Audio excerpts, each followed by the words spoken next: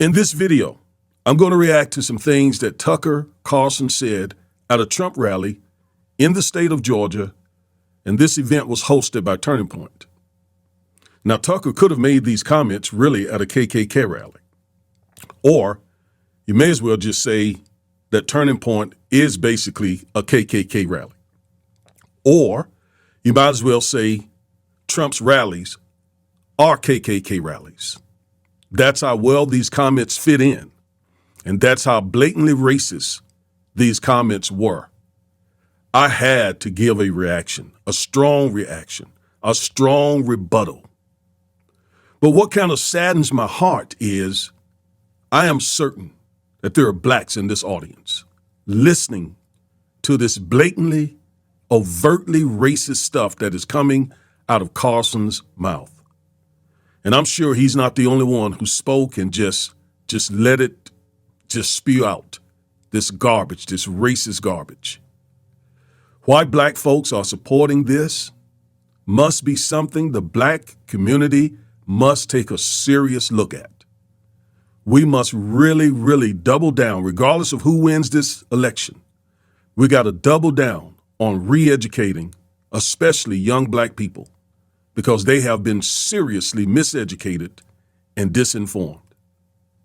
But for now, let's get into these comments, these racist comments made by Tucker Carlson.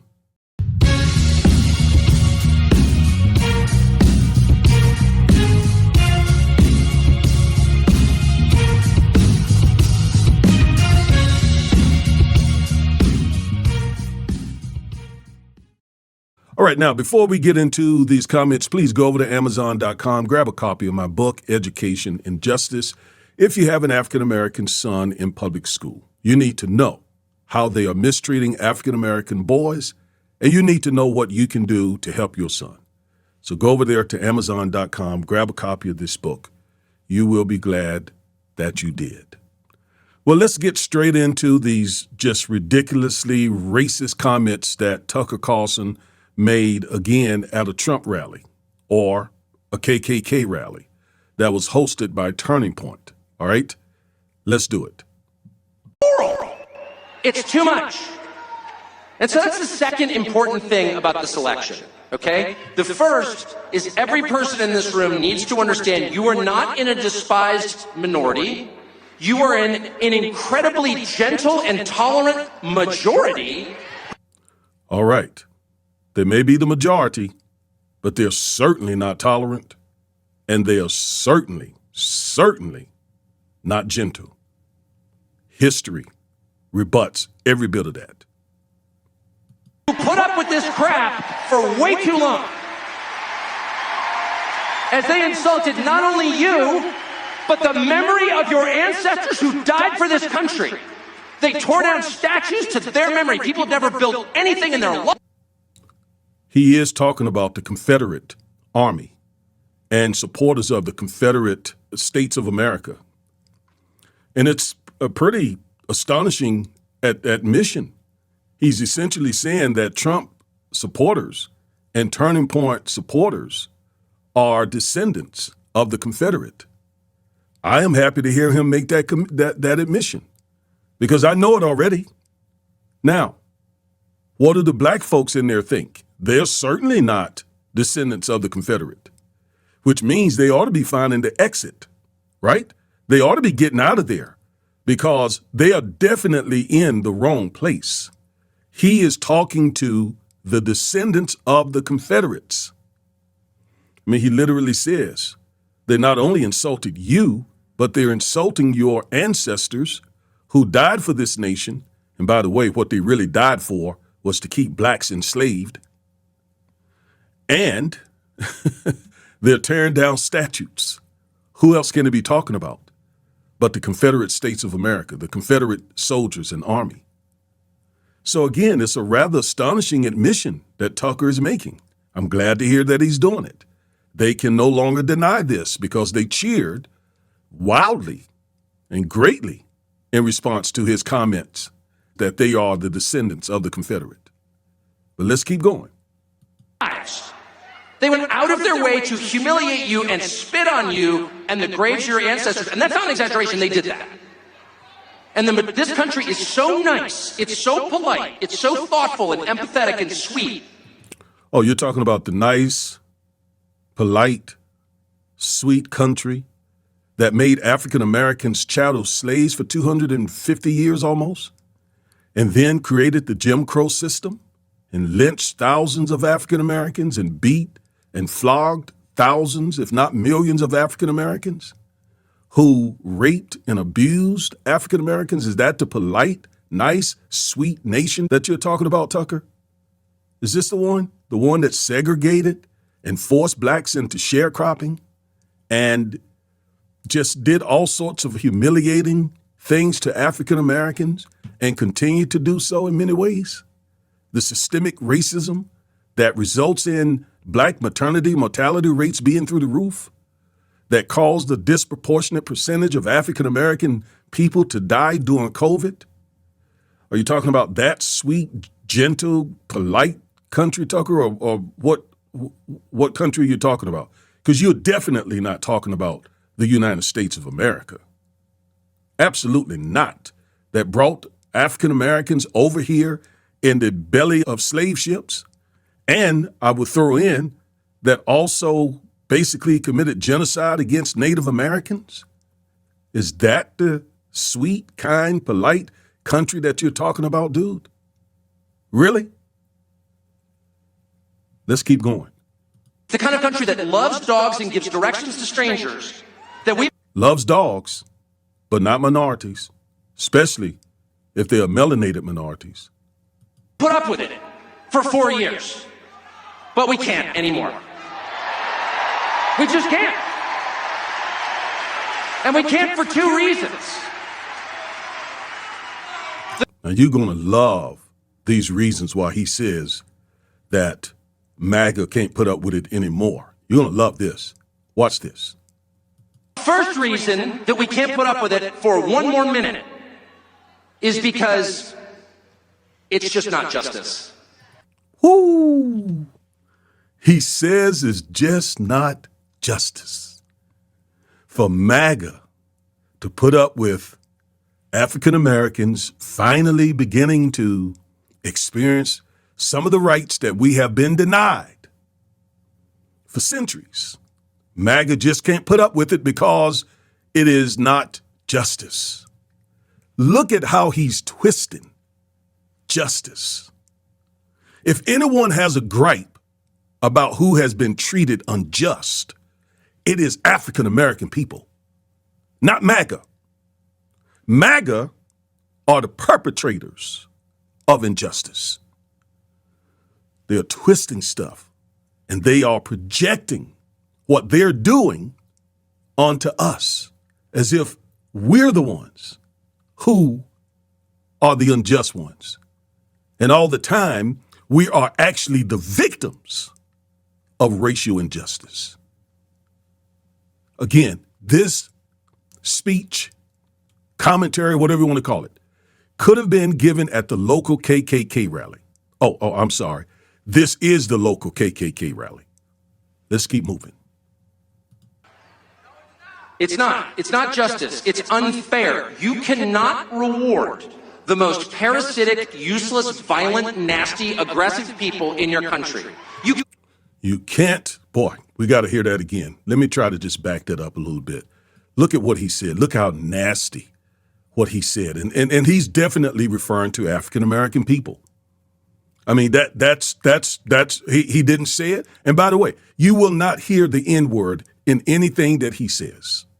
You will not hear the N-word. You will not hear any sort of racial slur. But the whole thing is racist because they've learned how not to use those slurs and instead use very strong dog whistles. Now, after hearing this kind of speech, and if you are going to pull the lever for this movement, this organization, and these people, you are absolutely, totally a race traitor. You are a race traitor. If you hear this from Tucker Carlson, who is one of the leaders of this movement, and you still pull the lever for Trump and MAGA and this, you're lost. I hope I got this rewind. I want you to hear how he just and what he just said. Violent, nasty, aggressive people in your country. You can't be fair. You cannot reward the most parasitic, useless, violent, nasty, aggressive people in your country. Wow. The most useless, parasitic, vile. Let's hear it again.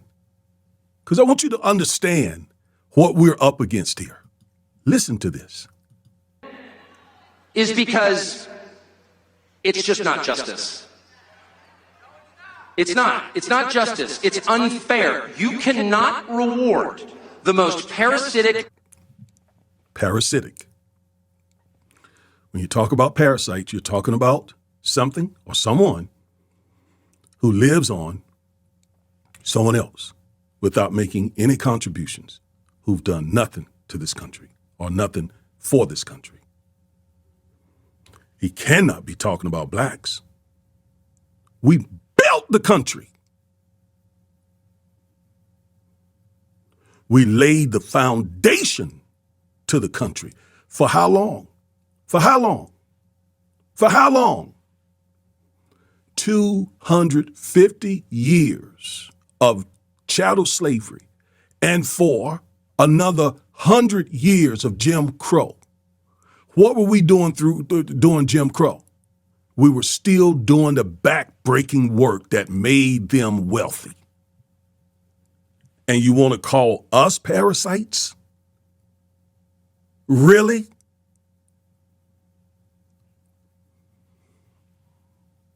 Useless and vile. This is what MAGA thinks of you, Black America. This is what MAGA thinks of you, every one of you who have pulled the lever for Trump. In their minds, when they're telling the truth, you are a parasite. You're useless. You're vile. That's what Obama was talking about when he said, to be sure, you're not going to support this. This is how they think of you. Keep listening. Violent, nasty, aggressive people. Nasty. You're nasty. How many times Donald Trump has used the word nasty?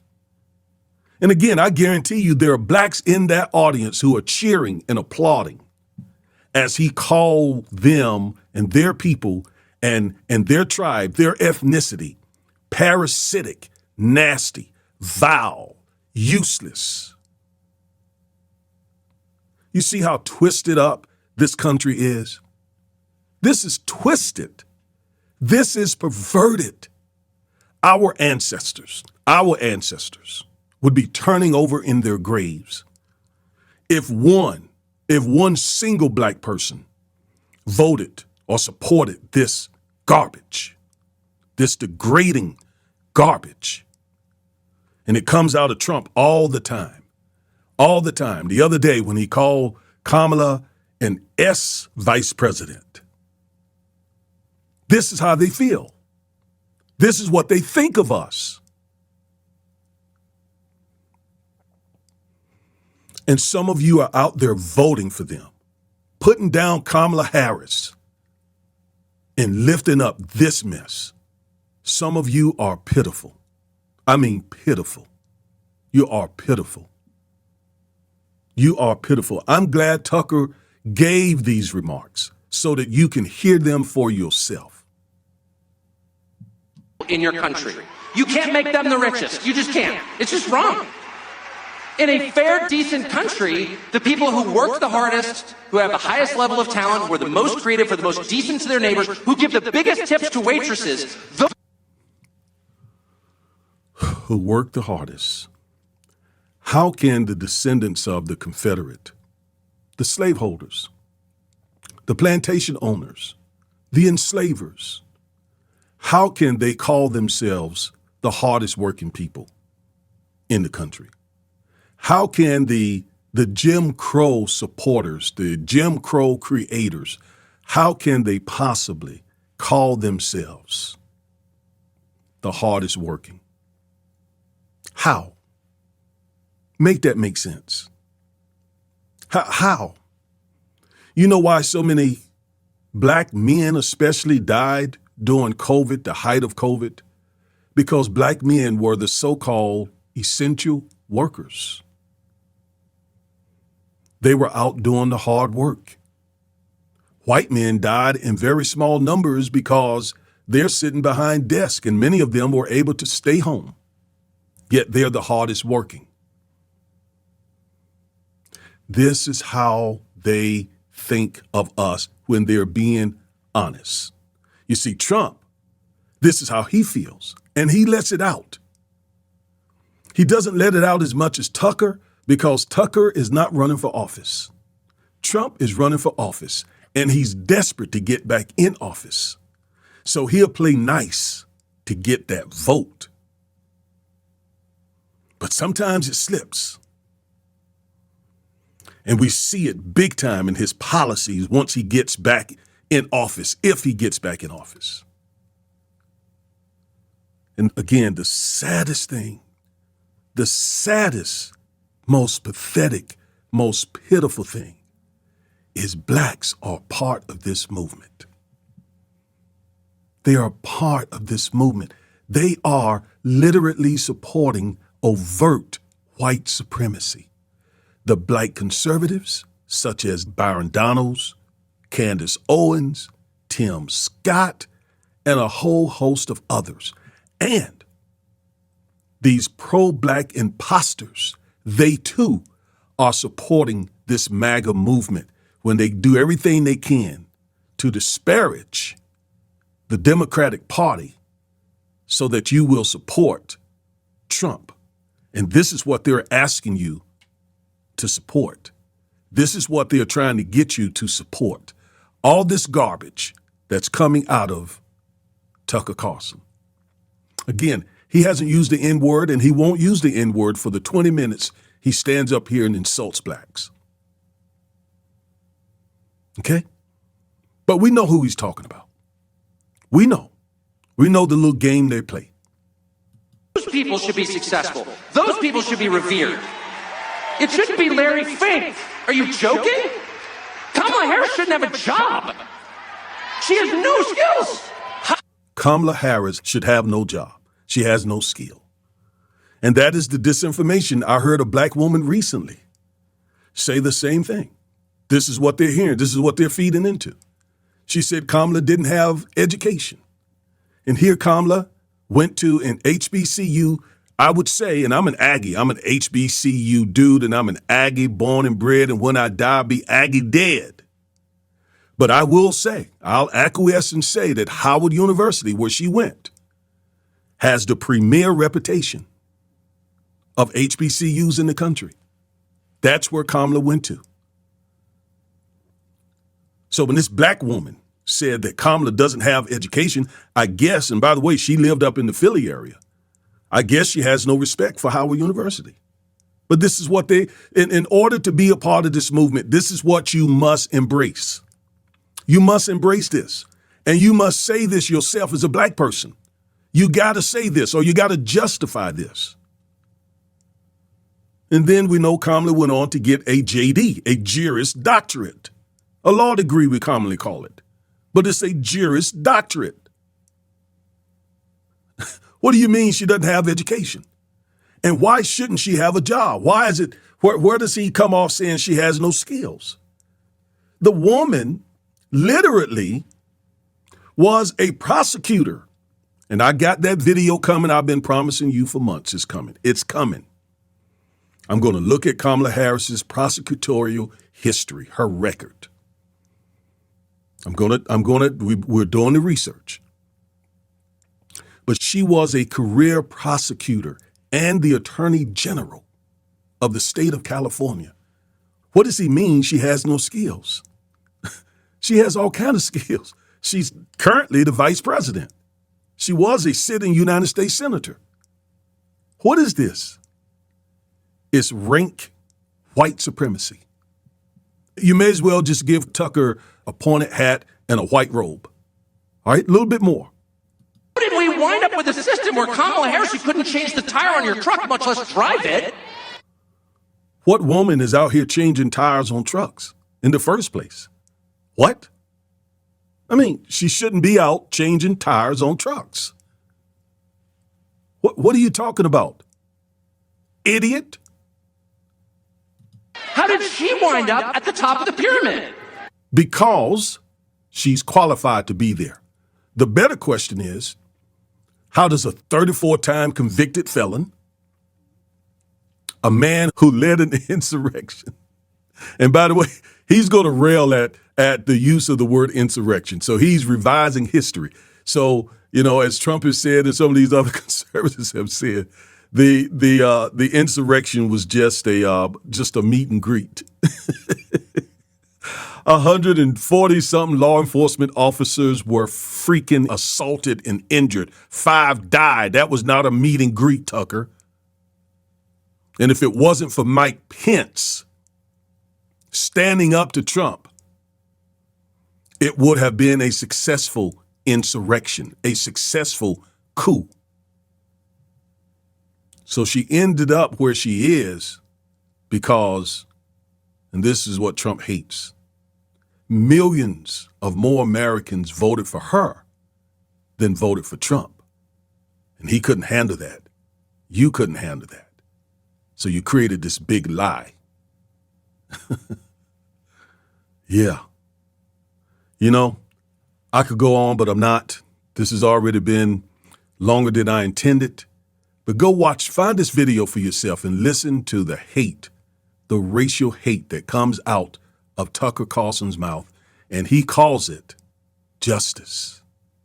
He twists the meaning of the word justice and uses justice to justify the racist garbage that comes out of his mouth.